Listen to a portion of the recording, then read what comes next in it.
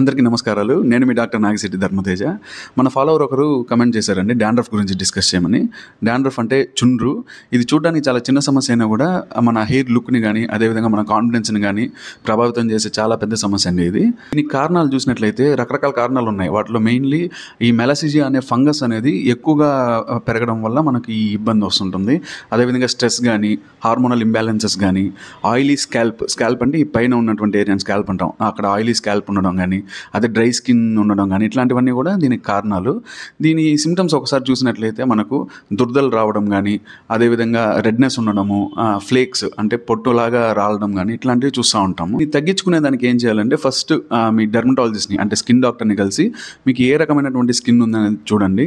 అది ఆయిలీ స్కిన్నా, డ్రై స్కిన్నా, సో అండ్ సో అనేది వాళ్ళు ఏదైనా ప్రిస్క్రైబ్ చేస్తారు. యాంటీ ఫంగల్ షాంపూస్ కానీ, యాంటీ డాండ్రఫ్ షాంపూస్ అనేటివి ఇస్తారు. అవి మీరు రెగ్యులర్గా యూస్ చేయాల్సిన అవసరం ఉంటుంది. అదేవిధంగా మీ స్ట్రెస్ లెవెల్స్ని తగ్గించుకోవడం, హైడ్రేషన్ అనేది ప్రాపర్గా మెయింటైన్ చేయడము, స్లీప్ మెయింటైన్ చేయడం, నైట్ అంతా ఆయిల్ పెట్టేసి పడుకోవడం ఇట్లాగా చేయకూడదండి. సో ఈ జాగ్రత్తలు తీసుకోండి, మీకు ఫంగస్ అనేది కంట్రోల్ అవుతుంది. అదేవిధంగా ఈ ఫ్లేక్స్ అనేటివి, ఆ పొట్టు రాలడం అనేది కూడా తగ్గుతుంది. Thank you.